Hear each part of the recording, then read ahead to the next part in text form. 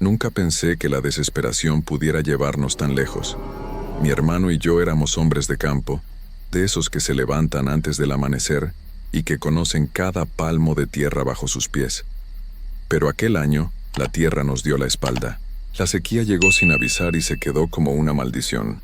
Semana tras semana veíamos como el sol quemaba todo lo que tocaba. Las plantas de maíz se fueron secando poco a poco, enrollando sus hojas como manos suplicantes. El polvo se metía en cada rincón de la casa, en nuestra ropa, en nuestra comida. Por las noches, yo miraba a mi esposa y a mis hijos, y veía el miedo creciendo en sus ojos. Sin cosecha no tendríamos nada. Sin maíz nos esperaba el hambre. Mi hermano vivía a un par de casas de la mía. Él tenía su propia familia, sus propios hijos.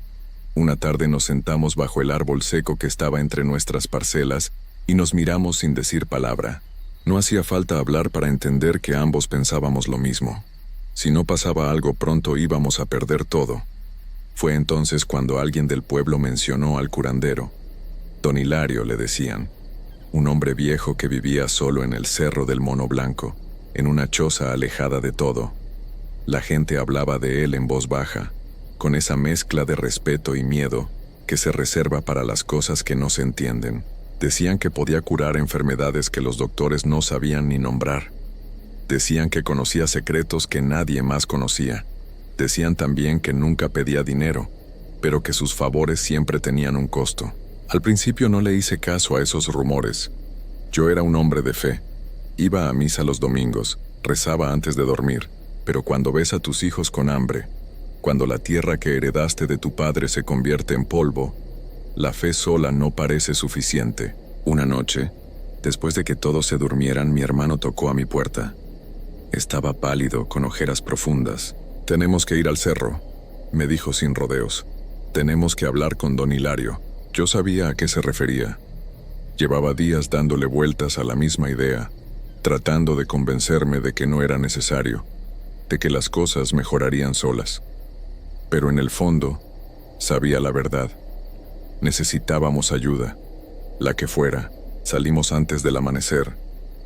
El camino hacia el Cerro del Mono Blanco era empinado y difícil, lleno de piedras sueltas y arbustos espinosos. A medida que subíamos, el aire se volvía más pesado, como si algo invisible nos observara desde las sombras. No hablamos durante todo el trayecto, solo se escuchaba el crujir de las ramas secas bajo nuestros pies y nuestra respiración agitada. Cuando por fin llegamos a la cima, vimos la choza. Era pequeña, hecha de madera vieja y techo de palma. No había señales de vida, ningún sonido, ningún movimiento. Por un momento pensé que nos habíamos equivocado de lugar, que tal vez don Hilario era solo un cuento que la gente se inventaba para darle sentido a lo inexplicable. Pero entonces la puerta se abrió. Don Hilario era más viejo de lo que imaginaba. Su piel era oscura y arrugada como corteza de árbol. Sus ojos, hundidos y brillantes, nos miraron con una calma que me hizo sentir incómodo, como si pudiera ver a través de nosotros. No dijo nada, solo se hizo a un lado y nos señaló que entráramos. Adentro, la choza olía a hierbas y humo. Había velas encendidas por todos lados proyectando sombras extrañas en las paredes. En el centro había una mesa pequeña con cosas que no pude identificar.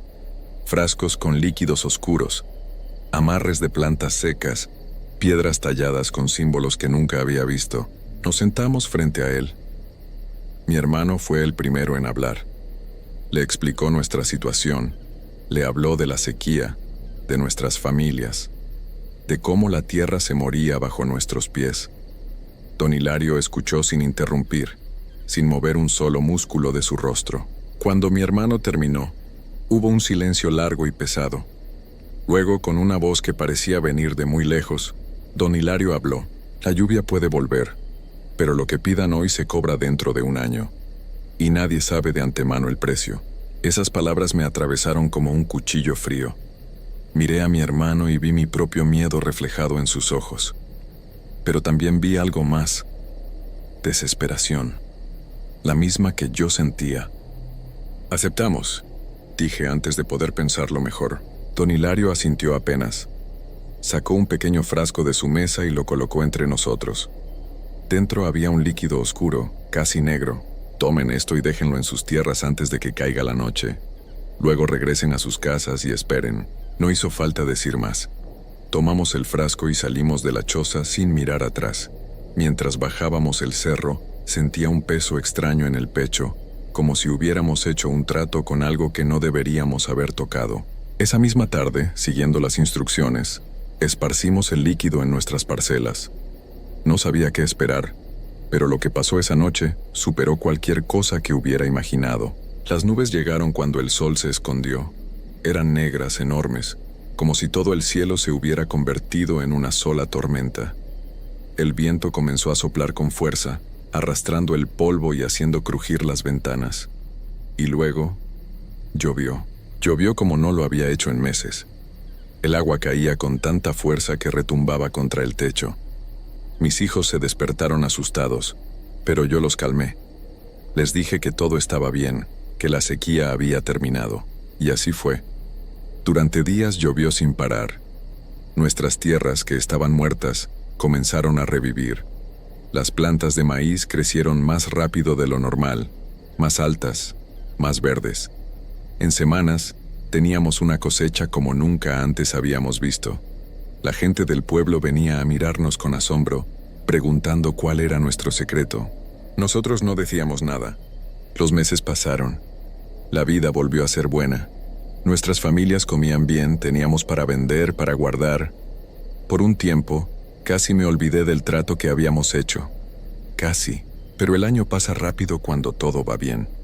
Y una mañana desperté sabiendo que había llegado el momento de pagar. Fue un día como cualquier otro, o eso parecía. Me levanté antes del amanecer como siempre, y fui a la cocina a prepararme un café. Mi esposa todavía dormía. Intenté llamarla para despertarla, pero de mi garganta no salió ningún sonido. Lo intenté de nuevo, nada. Sentí un pánico frío recorriéndome el cuerpo. Me toqué la garganta, abrí la boca, forcé el aire a salir, pero era como si mi voz se hubiera ido, como si alguien me la hubiera arrancado durante la noche. No podía hablar, no podía gritar, no podía ni siquiera hacer un susurro. Corrí al cuarto de mi hermano. Golpeé su puerta con desesperación hasta que abrió. Cuando lo vi, supe inmediatamente que algo también le había pasado a él. Tenía la cara pálida, los labios manchados de rojo oscuro. Antes de que pudiera hacer señas para preguntarle qué pasaba, comenzó a toser. Una tos seca, violenta, que le doblaba el cuerpo, y con cada tos, escupía sangre. Nos miramos con terror absoluto. Los dos entendimos al mismo tiempo. El año había pasado. El precio estaba cobrándose. Sin perder tiempo, comenzamos a subir el cerro. Yo iba adelante, casi corriendo a pesar del cansancio, mientras mi hermano me seguía tosiendo sangre en el camino. Tenía que agarrarse de las rocas para no caer. Cada vez que tosía, dejaba manchas rojas en las piedras. El trayecto se me hizo eterno. Intentaba gritar, pedirle a mi hermano que aguantara, pero de mi boca no salía nada. Solo el silencio y el sonido de su tos llenaban el aire. Cuando llegamos a la cima, nuestros corazones se hundieron. La choza seguía ahí, pero la puerta estaba abierta, moviéndose con el viento. Entramos corriendo. Adentro no había nada. Las velas se habían apagado hacía mucho tiempo. La mesa estaba vacía. Los frascos, las hierbas, las piedras talladas, todo había desaparecido. Era como si don Hilario nunca hubiera existido, como si todo hubiera sido un sueño, pero no era un sueño. La sangre que mi hermano seguía tosiendo era real. Mi voz que había desaparecido era real. El trato que habíamos hecho era real. Bajamos del cerro en silencio. Bueno, mi hermano intentaba hablar, decir algo entre tos y tos, pero yo no podía responderle. Solo podía mirarlo con impotencia mientras su estado empeoraba con cada minuto que pasaba. Esa noche fue la peor de mi vida. Mi hermano no dejaba de toser. Su esposa lloraba sin parar, sin entender qué le pasaba. Los niños estaban aterrados. Yo intentaba explicarles con señas lo que había sucedido. Pero ¿cómo le explicas a alguien que hiciste un trato con un curandero del cerro y que ahora están pagando el precio? A medianoche escuché los gritos. Venían de la casa de mi hermano. Corrí hacia allá tan rápido como pude. Cuando llegué, su esposa estaba en la puerta, sollozando. No necesitó decirme nada. Lo vi en sus ojos. Mi hermano había caído en medio del maizal. Ese maizal que había crecido tan verde y tan alto gracias a la lluvia que don Hilario nos había dado. Estaba tendido entre las plantas, con los ojos abiertos mirando al cielo, con sangre seca alrededor de su boca. Algo dentro de mí se rompió esa noche. No era solo el dolor de perder a mi hermano, era saber que yo había aceptado el trato. Yo había dicho que sí. Yo lo había llevado hasta allá. Durante días no pude dormir. Cada vez que cerraba los ojos veía a don Hilario mirándome con esos ojos hundidos. Escuchaba su voz diciéndome que el precio se cobraría en un año. Me despertaba en medio de la noche sintiendo que alguien me observaba desde las sombras, pero nunca había nadie. Mi esposa trataba de consolarme, pero yo no podía hablarle. No podía decirle cuánto lo sentía, cuánto me arrepentía. Solo podía mirarla y llorar en silencio. Una noche, después del entierro de mi hermano, salí de mi casa con una antorcha encendida. Caminé hacia el maizal, ese maizal maldito que había crecido con agua que no venía de Dios. Las plantas se mecían con el viento nocturno, susurrando cosas que no quería escuchar. Tiré la antorcha sobre las plantas secas. El fuego se extendió rápido. Las llamas devoraron todo en cuestión de minutos. Mi esposa salió gritando, preguntándome qué había hecho, pero yo no podía explicarle. Solo miraba el fuego consumiendo cada planta, cada tallo, cada mazorca, porque entendí algo esa noche. La lluvia que no viene de Dios siempre regresa por lo que es suyo. Y nosotros habíamos tomado algo que no nos pertenecía. Habíamos hecho un trato con fuerzas que no comprendíamos, y el precio siempre iba a ser más alto de lo que podíamos pagar. Después de esa noche dejé de intentar hablar con la gente. Dejé de salir de mi casa, dejé de ir al pueblo. Mi esposa y mis hijos se fueron con su familia, asustados de lo que me había convertido. No los culpo, ahora vivo solo en esta casa vacía, rodeado por las cenizas de lo que una vez fue mi cosecha. Algunas noches subo al cerro y miro la choza abandonada, preguntándome si don Hilario sigue ahí en algún lugar, observando, esperando a que otros desesperados suban a pedirle ayuda. Y aunque no puedo hablar, aunque mi voz se fue para siempre, hay una advertencia que quisiera gritar a todos los que pasan por mi casa, a todos los que miran mis tierras quemadas y se preguntan qué pasó aquí. Hay cosas que no se deben pedir, hay tratos que no se deben hacer, y hay precios que son demasiado altos para pagar, pero nadie me escucharía de todas formas, porque los que están desesperados, como lo estábamos nosotros, siempre creen que serán diferentes. Siempre creen que podrán engañar al destino, hasta que llega el momento de pagar, y para entonces ya es demasiado tarde.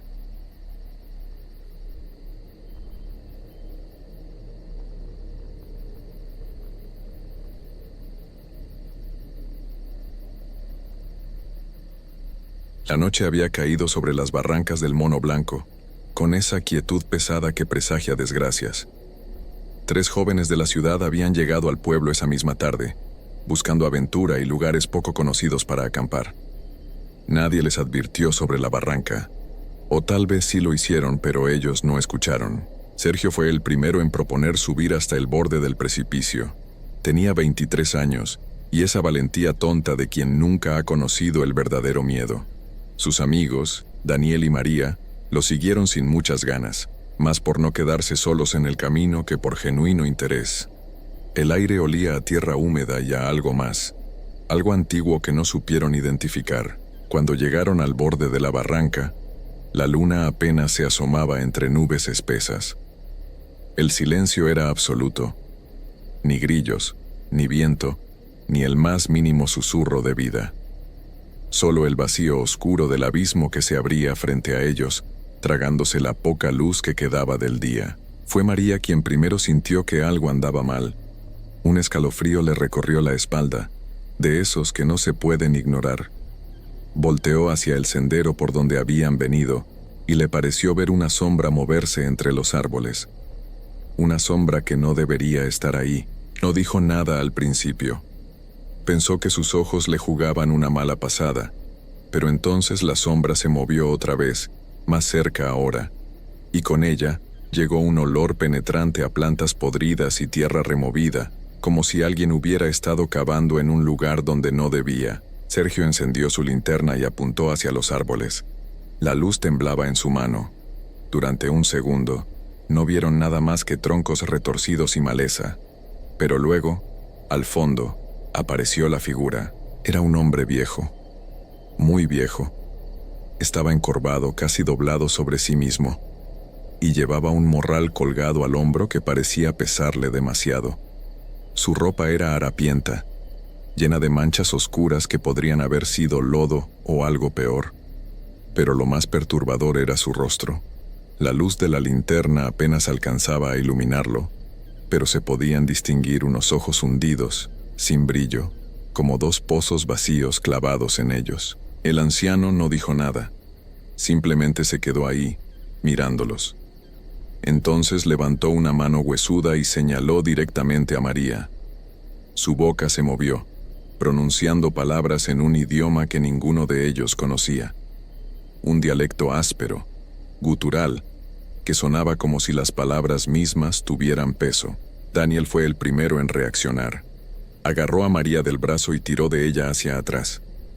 Sergio apagó la linterna instintivamente, como si la oscuridad pudiera protegerlos. Pero cuando volvió a encenderla segundos después, el viejo había desaparecido. Se quedaron inmóviles, respirando con dificultad. El corazón les latía tan fuerte que podían escucharlo en sus oídos. María quería irse. Daniel también. Pero Sergio insistió en que solo había sido un lugareño curioso, alguien que vivía por ahí cerca. Nada de qué preocuparse. Decidieron bajar de la barranca y buscar otro lugar para acampar, uno más cerca del pueblo. Pero mientras caminaban de regreso, María sintió algo extraño en el brazo. Se detuvo y se subió la manga. Ahí, en su piel, había algo nuevo. Una marca, pequeña, pero perfectamente definida. Un símbolo que no había estado ahí antes. Parecía un círculo con líneas entrecruzadas, como los dibujos que había visto en museos de culturas antiguas. Pero esto no era un tatuaje.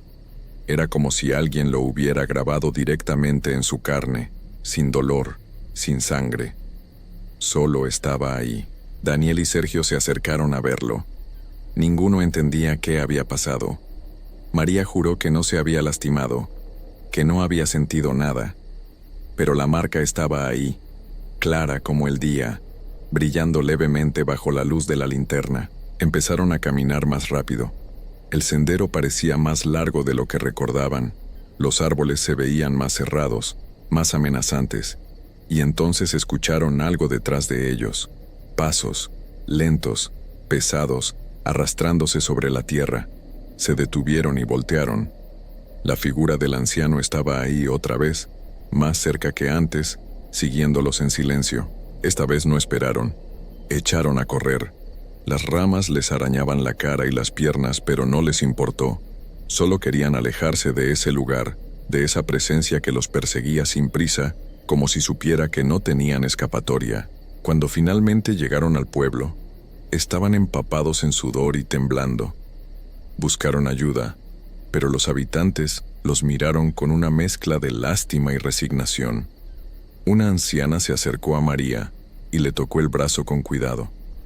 Al ver la marca, negó con la cabeza lentamente. Les contó entonces la historia de Melitón, el curandero que había desaparecido hace más de 50 años. Un hombre que había dedicado su vida a sanar a los enfermos y a romper maleficios. Pero una noche, mientras intentaba curar a una familia que había sido embrujada, algo salió terriblemente mal.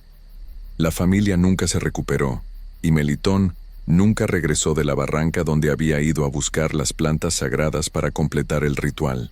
Desde entonces, su espíritu vagaba por esos lugares, atrapado entre dos mundos. Seguía buscando completar esa última curación, ofreciendo su ayuda a quien se cruzara en su camino. Pero ya no era el mismo hombre. La muerte lo había cambiado, y ahora sus curaciones dejaban marcas, símbolos antiguos que conectaban a las personas con algo más allá de la comprensión humana. La anciana le dijo a María que ahora estaba marcada, que Melitón la había elegido, y que si no encontraba la forma de romper esa conexión, el espíritu del curandero la seguiría buscando, noche tras noche, hasta cumplir su propósito. María no durmió esa noche. Cada vez que cerraba los ojos veía la figura encorvada del anciano acercándose en la oscuridad. La marca en su brazo parecía arder, aunque cuando la tocaba, su piel estaba fría como el hielo. Daniel y Sergio se quedaron con ella en la pequeña habitación del hostal, pero ninguno sabía qué hacer. La anciana les había dicho que buscaran al sacerdote del pueblo, que tal vez él podría ayudarlos. Al amanecer, los tres fueron a la iglesia. Era un edificio viejo con paredes agrietadas y un campanario que se inclinaba ligeramente hacia un lado. El padre Luis los recibió con una expresión grave. No parecía sorprendido cuando María le mostró la marca. De hecho, parecía haberla visto antes. Les explicó que no era la primera vez que algo así ocurría. Cada cierto tiempo, alguien bajaba de la barranca con esos símbolos en la piel. Algunos lograban quitárselos con el tiempo. Otros no tuvieron tanta suerte. El padre Luis les habló de un hombre que había aparecido con 3 marcas en el pecho, años atrás. Estuvo bien durante algunos días, pero luego empezó a hablar solo, en ese mismo dialecto antiguo que había usado el curandero. Una semana después, desapareció. Lo encontraron junto a la barranca, sentado en el borde, mirando hacia el vacío. Estaba vivo, pero su mente se había ido a otro lugar. No reconocía a nadie, no hablaba, solo murmuraba palabras sin sentido. María sintió que se le helaba la sangre. Preguntó si había alguna forma de detenerlo, de romper lo que fuera que el espíritu de Melitón había iniciado. El padre Luis le dijo que había una posibilidad, pero era peligrosa. Tenía que volver a la barranca, al lugar exacto donde había visto al curandero por primera vez, y dejar una ofrenda. Plantas medicinales, tabaco, copal. Pero sobre todo, tenía que hablarle a Melitón.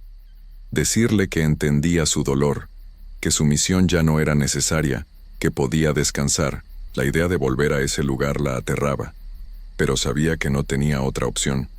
Sergio intentó convencerla de que se fueran del pueblo, que buscaran ayuda en la ciudad, tal vez un doctor o alguien que pudiera explicar todo esto de manera racional. Pero Daniel lo interrumpió. Él había visto lo mismo que ellos. Sabía que esto iba más allá de cualquier explicación lógica. Esa tarde, con el sol todavía alto, los tres regresaron a la barranca. El padre Luis les había dado una bolsa con las ofrendas y les había advertido que no se quedaran después del atardecer, que hicieran lo necesario y se fueran rápido. Muy rápido. El camino de regreso fue diferente. Más silencioso, si es que eso era posible. Los pájaros no cantaban. No había animales en el sendero. Solo el sonido de sus propios pasos sobre la tierra seca. Cuando llegaron al borde de la barranca, María sintió ese mismo escalofrío recorrerle la espalda. El lugar parecía estar esperándola. Colocó las ofrendas en el suelo, formando un pequeño círculo como le había indicado el padre Luis. Encendió el copal y dejó que el humo se elevara hacia el cielo. Luego, con voz temblorosa, comenzó a hablar. Le dijo a Melitón que entendía su sufrimiento, que sabía que había dedicado su vida a ayudar a otros, que no era su culpa no haber podido completar aquella última curación, que ya había hecho suficiente, que podía dejar de buscar, que podía descansar. El viento comenzó a soplar. Fuerte, de la nada. Las nubes se arremolinaron sobre sus cabezas y la temperatura bajó varios grados en cuestión de segundos. Sergio y Daniel retrocedieron, pero María se quedó quieta, con los ojos cerrados, repitiendo las palabras una y otra vez. Entonces lo sintió, una presencia detrás de ella. No necesitaba voltear para saber que era él. El curandero estaba ahí, tan cerca que podía escuchar su respiración áspera y sentir el olor a plantas secas y tierra antigua. Durante un momento que pareció eterno, ninguno se movió. María abrió los ojos lentamente y miró hacia el vacío de la barranca. En el reflejo del agua que corría muy abajo, vio la figura del anciano parado junto a ella. Pero esta vez su rostro era diferente. Ya no había esos ojos vacíos y aterradores. Había tristeza, un cansancio profundo, de alguien que ha cargado un peso demasiado grande durante demasiado tiempo. El anciano extendió su mano hacia el brazo de María, tocando la marca con sus dedos huesudos. Ella sintió un calor intenso, como si algo se estuviera quemando desde dentro. Apretó los dientes para no gritar, y entonces, tan rápido como había llegado, el calor desapareció. La marca comenzó a desvanecerse, las líneas se hicieron más tenues hasta que no quedó nada más que piel limpia. Cuando María volteó, el curandero ya no estaba. El viento había cesado. Las nubes se dispersaron y el sol volvió a brillar como si nada hubiera pasado. Pero algo había cambiado. El lugar ya no se sentía pesado, ya no había esa opresión en el aire. Era como si un peso invisible hubiera sido levantado. Los tres bajaron de la barranca en silencio. Cuando llegaron al pueblo, la anciana que les había contado la historia estaba esperándolos en la plaza. Los miró a los ojos y asintió lentamente, como si supiera exactamente lo que había ocurrido. Les dijo que Melitón finalmente había encontrado paz, que después de 50 años vagando, había logrado completar su última curación, no de la forma que él había imaginado, pero sí de la forma en que tenía que ser. María, Daniel y Sergio dejaron el pueblo al día siguiente. No hablaron mucho del tema durante el viaje de regreso. Algunos dijeron que habían tenido suerte, otros que simplemente habían hecho lo correcto. Pero María sabía que había sido algo más que eso. Había sido testigo de algo que la mayoría de las personas nunca experimentaría. Había visto el dolor de un alma atrapada y había ayudado a liberarla. Semanas después, cuando todo parecía haber vuelto a la normalidad, María despertó una noche con la sensación de que alguien la observaba. Se sentó en la cama con el corazón acelerado, pero no había nadie en la habitación. Sin embargo, en su mesita de noche, encontró algo que no había estado ahí antes. Una pequeña bolsita de tela, vieja y desgastada, llena de plantas secas. Y junto a ella, grabado en la madera con letras toscas, había un mensaje en español que decía simplemente, «Gracias». No supo si fue su imaginación o si realmente había sucedido, pero en ese momento entendió que algunas historias no terminan cuando creemos que terminan, que hay fuerzas en este mundo que van más allá de nuestra comprensión, y que a veces los espíritus solo necesitan que alguien los escuche, que alguien les diga que está bien soltar y seguir adelante. Desde esa noche, María nunca volvió a tener noticias del curandero. La barranca del Mono Blanco siguió siendo un lugar tranquilo, donde los lugareños llevaban a sus familias a disfrutar de la naturaleza. Y aunque todavía contaban la leyenda de Melitón a los visitantes, ya no con miedo, sino con respeto, con la certeza de que su espíritu finalmente había encontrado el descanso que tanto había buscado durante medio siglo. Nunca olvidaré esa noche. Hasta ahora, cuando cierro los ojos, todavía puedo sentir ese frío que no venía del clima, sino de algo mucho peor. Algo que no debería existir. Vivíamos en una casa pequeña, de tejas rojas y paredes de adobe, en las afueras de Catemaco. Mi esposa Marisol, nuestro hijo recién nacido Emiliano y yo. La casa era modesta, pero era nuestra. Teníamos lo necesario: una sala con muebles viejos, una cocina donde siempre olía a café y la recámara donde dormíamos los tres. Emiliano tenía apenas 3 semanas de nacido. Su cuna estaba junto a nuestra cama, porque Marisol no soportaba tenerlo lejos ni un segundo. Las semanas anteriores habían sido raras. Los perros del pueblo no dejaban de ladrar por las noches. Todos al mismo tiempo, como si estuvieran viendo algo que nosotros no podíamos ver. Siempre a la misma hora, entre las 12 y la 1 de la madrugada.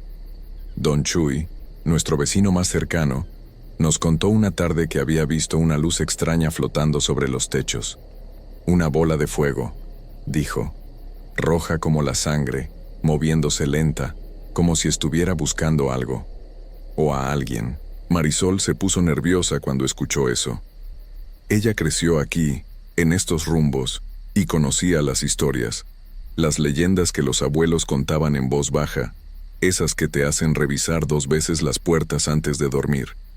Me dijo que las brujas volaban por las noches, que se convertían en bolas de fuego para moverse sin ser vistas, que buscaban niños pequeños, recién nacidos. Yo me reí, no porque no le creyera, sino porque necesitaba calmarla. Le dije que eran solo cuentos, historias para asustar a los turistas, pero por dentro, algo en mí también empezaba a sentir miedo. Esa noche todo estaba demasiado tranquilo. Ni un solo ladrido, ni un grillo, ni viento. El silencio era tan denso que me costaba respirar. Marisol y yo nos quedamos despiertos más tiempo del normal. Ella revisaba a Emiliano cada 5 minutos, tocándole la frente, asegurándose de que estuviera bien. Yo miraba por la ventana, sin saber muy bien qué estaba buscando. Pasada la medianoche, el cansancio nos venció. Marisol se durmió primero, abrazando su almohada. Yo intenté resistir un poco más, pero mis ojos se cerraban solos. Lo último que recuerdo antes de quedarme dormido fue el sonido de la respiración suave de Emiliano. No sé cuánto tiempo pasó, pero algo me despertó. No fue un ruido. Fue una sensación, como si alguien me estuviera observando desde arriba. Abrí los ojos y me quedé inmóvil, sin atreverme a moverme. La habitación estaba oscura, pero había algo diferente en el aire. Un olor extraño, metálico, como cuando tocas monedas viejas o hierro oxidado. Escuché un crujido en el techo, algo pesado, algo que se movía despacio arrastrándose sobre las tejas. Pensé que tal vez era un animal, un mapache o un gato grande, pero el sonido no era normal, era seco, como huesos quebrándose, como ramas secas al romperse bajo el pie. No podía moverme, no podía gritar, solo podía escuchar, y entonces lo vi. Una sombra comenzó a filtrarse por las grietas del techo. No era humo normal, era algo vivo, algo oscuro y denso que se movía con propósito. Bajaba lentamente, retorciéndose en el aire como una serpiente invisible. Mis ojos seguían esa nube negra mientras descendía directo hacia la cuna de Emiliano. Quise gritar, quise levantarme, pero mi cuerpo no respondía. Era como si algo me estuviera sosteniendo contra la cama, como si unas manos invisibles me apretaran el pecho. La nube cubrió por completo a mi hijo. Vi cómo su cuerpecito desaparecía bajo esa oscuridad espesa, y el olor se hizo más fuerte, tan fuerte que me daban ganas de vomitar. Emiliano no lloró, no hizo ningún ruido, y eso fue lo que más me aterrorizó. Pasaron segundos que parecieron horas. Yo luchaba por moverme, por hacer algo, pero era inútil, hasta que escuché un gemido ahogado a mi lado. Marisol acababa de despertar. Ella tampoco pudo moverse al principio, pero su instinto de madre fue más fuerte que el miedo. Con un esfuerzo sobrehumano, se lanzó hacia la cuna. Marisol logró incorporarse y extendió los brazos hacia la cuna, pero justo en ese momento la nube negra comenzó a elevarse. Se movió rápido, demasiado rápido, como si supiera que la habían descubierto. La vi subir en espiral, retorciéndose sobre sí misma, y desaparecer entre las tejas del techo con un sonido horrible, como si algo estuviera raspando madera podrida. Marisol tomó a Emiliano en sus brazos y gritó. Fue un grito que nunca voy a poder sacar de mi cabeza. Un grito de dolor puro, de desesperación absoluta. Yo finalmente pude moverme, como si lo que me tenía paralizado se hubiera ido junto con esa cosa.